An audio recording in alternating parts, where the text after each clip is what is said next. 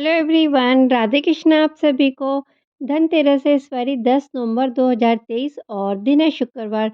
तो धनतेरस के दिन हमें ऐसी कौन सी वस्तुएं खरीदनी चाहिए जिससे हमें लक्ष्मी माता का आशीर्वाद शीघ्र ही प्राप्त हो। और ये वस्तुएं मैं आपको वो बता रही हूँ जो बहुत ही ज़्यादा आवश्यक होती है लक्ष्मी पूजन में। धनतेरस की पूजा में शंख का होना बहुत ही आवश्यक होता है, तो यहाँ पे दक्षिणावर्ती शंख आपके पूजा घर में होना चाहिए और इसे धनतेरस के दिन आप खरीद के अपने घर में लेके आ सकते हैं। लक्ष्मी जी की पूजा जब हम करते हैं तो दक्षिणावर्ती शंख के द्वारा ही इनका अभिषेक किया जाता है। श्री यंत्र का अभिषेक दक्षिणावर्ती शंख के द्वारा किया जाता है।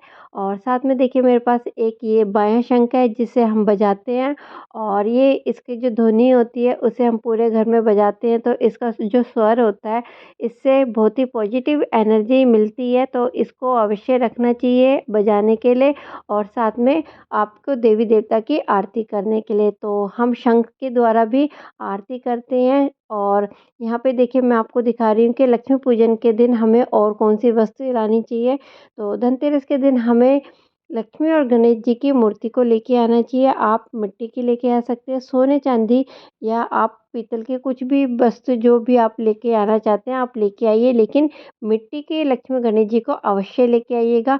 लक्ष्मी माता जी का प्रिय होता है मिट्टी और मिट्टी के बर्तनों से इनकी पूजा की जाए तो ये भी बहुत लाभकारी होता है और इससे माता रानी का आशीर्वाद हमें प्राप्त होता है। धनतेरस के दिन अपने समर्थ के अनुसार लोग गाड़ियाँ खरीदते हैं, कुछ लोग खाली दिए भी खरीदते हैं। तो जिसका जितनी शक्ति होती है, जितना समर्थ होता है, वो उस हिसाब से अपने घर में धनतेरस के सामान खरीदता है। तो दोस्तों यहाँ पे एक चांदी का सिक्का आप लेके ज़रूर आइएगा जिसमें लक्ष्मी और गणेश जी बने हो। साथ में देखिए यहाँ पे मेरे पास है ये कुबेर महाराज जी। तो धनतेरस के दिन होती है कुबेर जी की पूजा और धन्वंतरी देवता की पूजा। तो यहाँ पे कुबेर जी की मूर्ति आप लेके आ सकते हैं, मिट्टी की या पीतल की जो भी धातु की आपको मिले उसे अवश्य लेके आइएगा धनतेरस वाले दिन।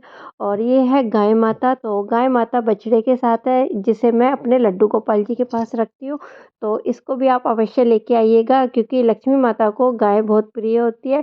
तो इसलिए गाय की मिट्टी की मूर्ति मिल जाए उसे लाइएगा, पीतल की मिल जाए उसे लेके आइएगा। तो इस तरीके से ये सब सामान आप खरीद सकते हैं अपने समर्थ के अनुसार। तो यहाँ पे मैं आपको ये शंख भी दिखा रही हूँ। तो ये शंख तो मैंने आपको बताया कि इस शंख को हम अपने घर में बजाते हैं। मैं आपको नेक्स्ट वीडियो में आप लोग के साथ शेयर करूँगी कि मैं शंख से कैसे आरती करती हूँ। तो ये जो दोनों शंख है मेरे पास ये मैं कहाँ से लाई हूँ और इनकी हम कैसे पूजा करते हैं अपने आने वाले वीडियो में जल्दी आप लोग के साथ शेयर करूँगी इन शंख की विधि और इनकी पूजा। तो दोस्तों यहाँ पे ये 2 शंख मेरे पास है जिनकी हम पूजा करते हैं और दक्षिणावर्ती शंख से हम अभिषेक करते हैं। धनतेरस वाले दिन पीतल की वस्तुओं का खरीदना भी बहुत ही शुभ और लाभकारी माना जाता है। तो देखिए यहाँ पे हमें पीतल की कोई भी वस्तु हम ले सकते हैं। तो देखिए यहाँ पे मेरे पास है ये पीतल का दीपक। तो इस दीपक का नाम है लक्ष्मी दीपक। तो इससे हम लक्ष्मी जी की आरती करते हैं। लक्ष्मी पूजन में इसी दीपक से पूजा की जाती है। तो इस दीपक का जो शेप है ये लक्ष्मी जी के नाम से प्रसिद्ध है और इसको हम लक्ष्मी दीपक कहते हैं। और यहाँ पे अगर आपको ये लक्ष्मी दीपक मिल जाए धनतेरस वाले दिन तो इसको अवश्य लेके आइएगा। इससे लक्ष्मी पूजन किया जाता है दिवाली वाले दिन। तो यहाँ मैं आप दिखा रही हूँ आपको धनिया। तो धनिया का भी लाना बहुत ही शुभ होता है और ये एक धन्वंतरी जो देवता होते हैं वो वैद से जुड़े होते हैं, इसलिए घर में धनिया का लाना भी बहुत ही शुभ माना जाता है धनतेरस वाले दिन। और इससे लक्ष्मी जी की पूजा की जाती है और उनका अभिषेक किया जाता है दिवाली वाले दिन। तो इसलिए धनतेरस वाले दिन हमें धनिया भी अवश्य लेके आनी चाहिए अपने घर में। और यहाँ पे मैं आपको दिखा रही हूँ कलश। तो कलश इसीलिए लेके आया जाता है क्योंकि समुद्र मंथन में जब धन्वंतरी अमृत कलश को लेके प्रकट हुए थे तो उनके हाथ में कलश था और उस कलश में अमृत था। तो उस दिन कलश को लेके आना भी बहुत ही शुभ माना जाता है। तो ये वो वस्तुएं दिखा रही हूँ मैं आपको जो धनतेरस के दिन हमें अवश्य खरीदनी चाहिए। तो यहाँ पे एक आप कोई भी कलश ले सकते हैं।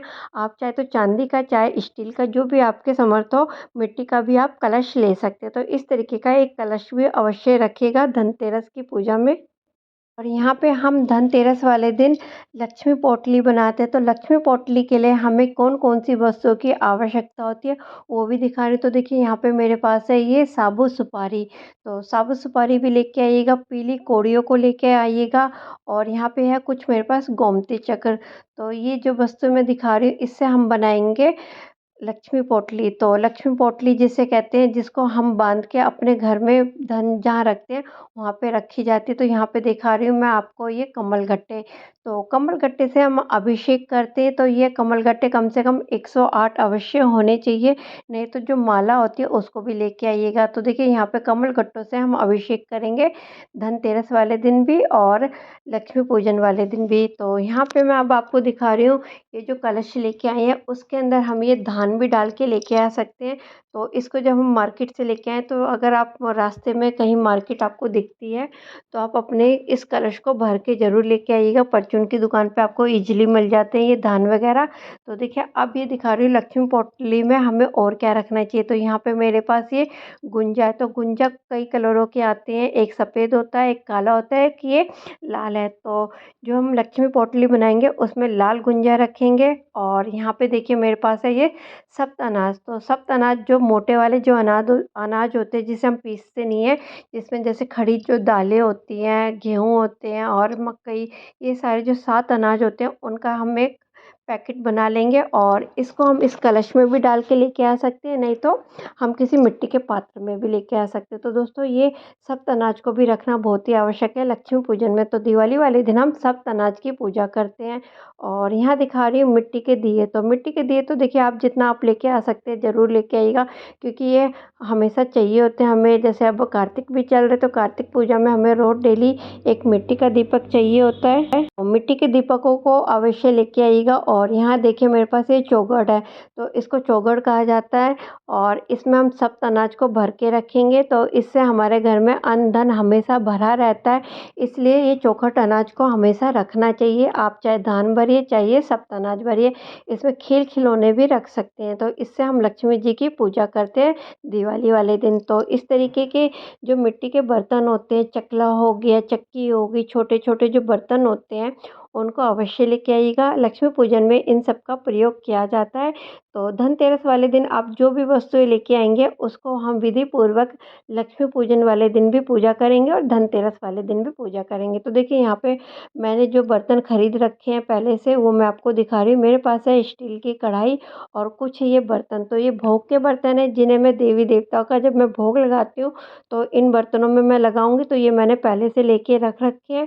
तो यहाँ पे ये काँसे के कुछ बर्तन हैं, इसमें कुछ पीतल के बर्तन हैं। तो दोस्तों ये वस्तुएँ भी अवश्य लेके आइएगा धनतेरस वाले दिन, और फिर उससे हम विधि से पूरी अच्छे तरीके से पूजा करते हैं और लक्ष्मी पूजन के बाद हम इसको प्रयोग में लाते हैं। तो उससे पहले हम इन किसी भी वस्तु का प्रयोग नहीं करते हैं। और ये सारी चीज़ें जो मैं दिखा रही हूँ आपको, ये मैंने पहले से खरीद रखी है, लेकिन धनतेरस वाले दिन मैं कुछ चीज़ें और लेके आऊँगी। तो देखिए ये मेरे लड्डू गोपाल जी के भोग के बर्तन हैं।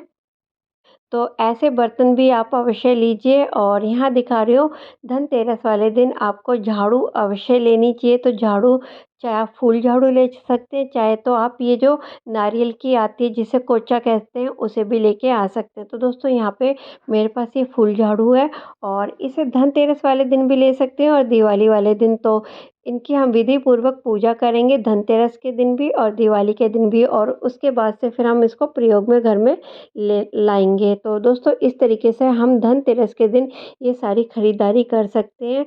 और यहाँ पे देखिए खेल खिलौना, पताशे, जो भी वस्तुएँ आपके सामर्थ्य अनुसार हो, उनको अवश्य खरीदिएगा धनतेरस की पूजा में और इनकी विधि पूर्वक हम पूजा करेंगे। तो आने वाले वीडियो में मैं आपको दिखाऊँगी कि मैं धनतेरस में कैसे करती हूँ पूजा।